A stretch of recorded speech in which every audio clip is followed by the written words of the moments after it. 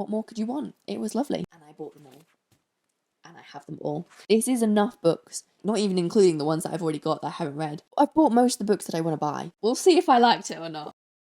Hello and welcome back to another day of Bookmas. Today I'm going to be doing the last haul ever on my channel. Well, probably not, that was dramatic. But I'm going to be doing the last haul hopefully for a very long time because I've reached, phenomenally, the stage in my life where I don't want to buy any more books, kind of. So I've reached a stage where when I go into a bookshop and I'm looking at the books that I want to buy, I've bought most of the books that I want to buy. And if I see a book and I think to myself, do I want this book? Do I want to read this book more than a book that I currently own? And 20% of the time, I'd say the answer is no. And so I can put that book back and I can move on. The other 80% of the time, I have bought the books, but that's slowly becoming, that number's becoming smaller and smaller. So I have kind of reached a point in my life where I don't want to buy any more books.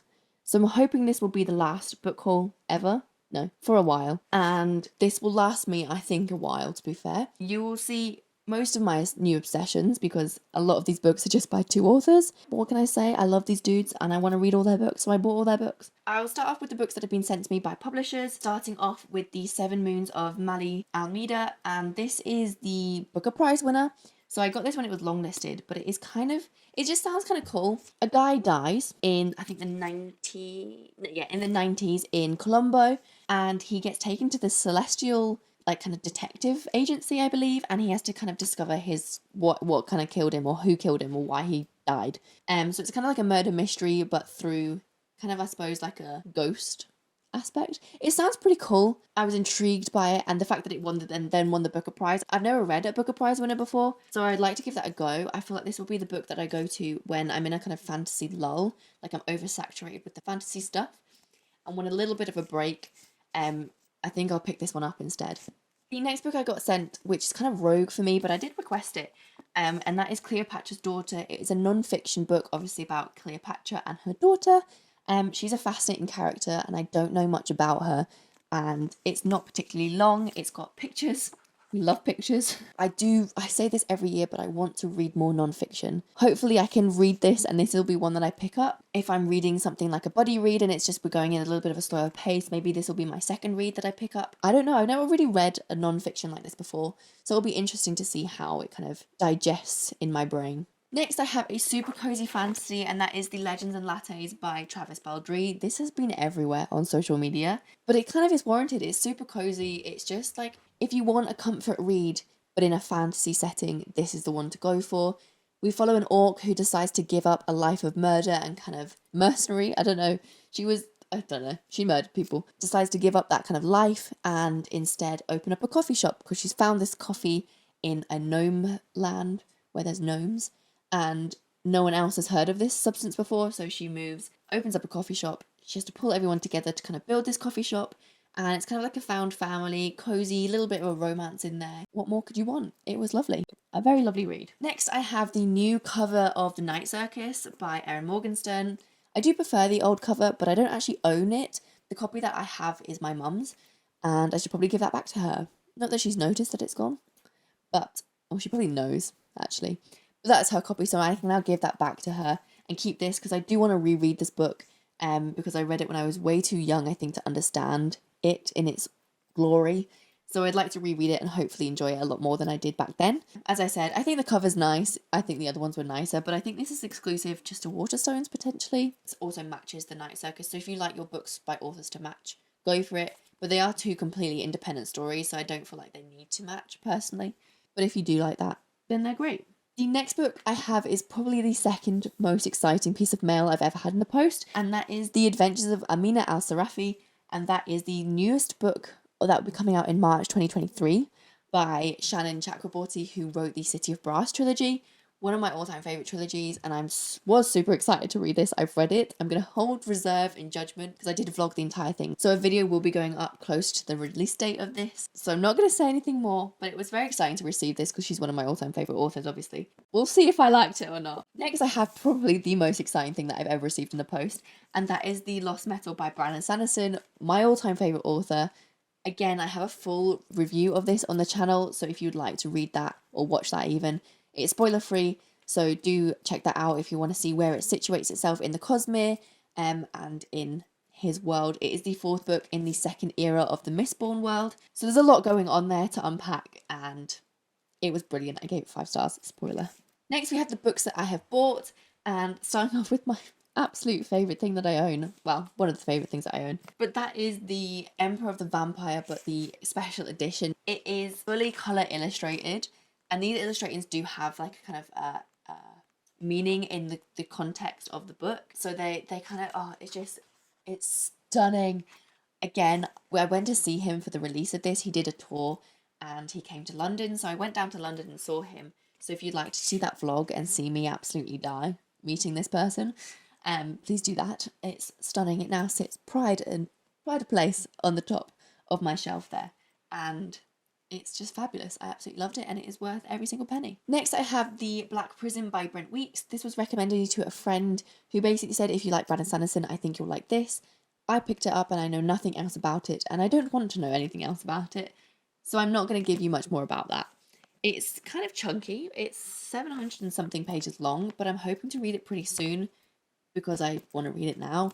So hopefully I'll get to this soon and it'll be in a wrap-up in the coming months. It's a classic fantasy, I suppose. A staple fantasy, shall we say, that you always find it in bookshops, so I'm excited to read that one. Next, I have a book that I received in a trade, actually, and that is Jade City by Fonda Lee. Again, I know nothing about this book, but I've seen enough people who loved it to kind of like make me think that I will love it too without knowing much going into it, so I don't want to know much more about it before I go into it. I think it might be, I don't know, I don't want to know anything about it. I'm not gonna read the blurb.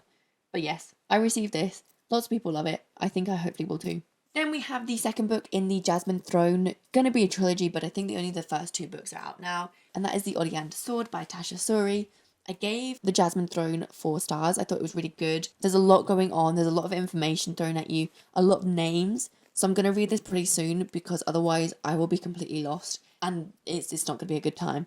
I think the third book comes out in June-ish time, so hopefully that won't be too much of a gap between the 2 books. I can still read that one when it comes out and it'll all be fine. Then we have The River of Silver by Shannon Chakraborty. This is a collection of short stories from the David Bad world. I really enjoyed this book, actually. I don't normally like short stories, but it was just great seeing different sides of the personalities of all the characters that I've known and loved, and just seeing their relationship a little bit more than you do because it's not from obviously the point of view of the main characters. And it was just so comforting and lovely being back there. And the alternative epilogue was brilliant, and I really want a series to be made out of that. I think it would be incredible if she did that. So hopefully she does that. That would be fun. I would like that a lot, and I would buy that in a heartbeat.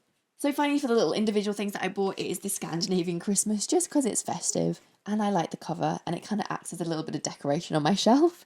It's just little stories from Nordic Noel, as the cover says, and I was hoping to kind of dip in and out of it over Christmas time. I have not done that yet, but hopefully I will. It's just got cozy little stories. There is a German Christmas as well, which I'm hoping to get as well, just because I think they'd be really cute to have at the same time. Next, we're going on to my obsessions.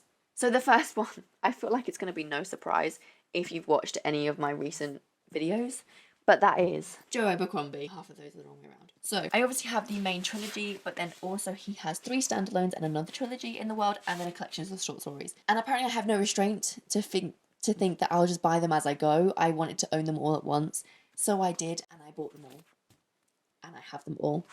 So we have Best Served Cold is the first standalone. Brilliant book, one of my all-time favourite books. Absolutely loved it. Then we have The Heroes, which I'm currently reading at the moment, so I don't have it on me. I'm only like 30 pages in, but also phenomenal so far. And then we have Red Country as the last standalone in this world so far. I'm going to say that because I hope he brings out more. Then finally we've got The Sharp Ends, which is a collection of short stories in this world, before moving on to the new trilogy, which is set quite a far bit after. I think it follows the children of the main trilogy. So we've got, it starts with A Little Hatred, then goes on to The Troubled Peace, then The Wisdom Crowds. So I own them all because I want to read them all, hopefully within the next year. Like, I'm determined to power through these because he's all I want to read right now, and I hope that never fails. So I would like to read all his books basically and love them all as I should. They're really gory and bloody and fantastic, so I'm looking forward to it. Then we have my newest obsession, and that is Terry Pratchett. I have discovered his Discworld world.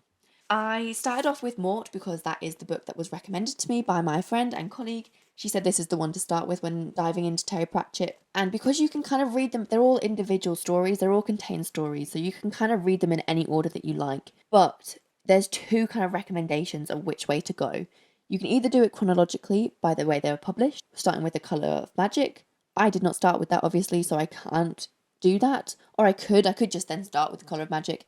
But I would like to just continue with some kind of method to the madness. And so I've decided to go down the character arc route, where all these books kind of subject sectioned into character arcs or character themes. Same character recurring in all of them, basically, is what I'm trying to say.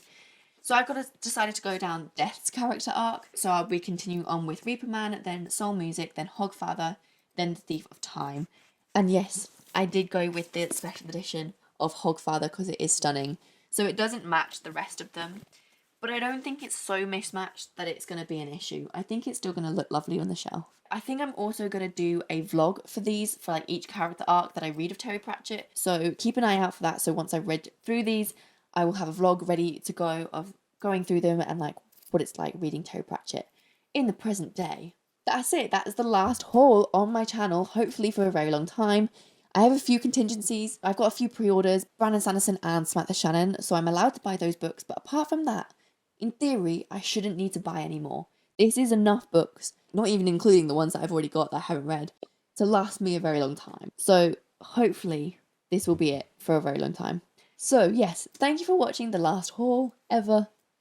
Please do like and subscribe if you'd like to see these books read on the channel, and I will see you in another video very soon.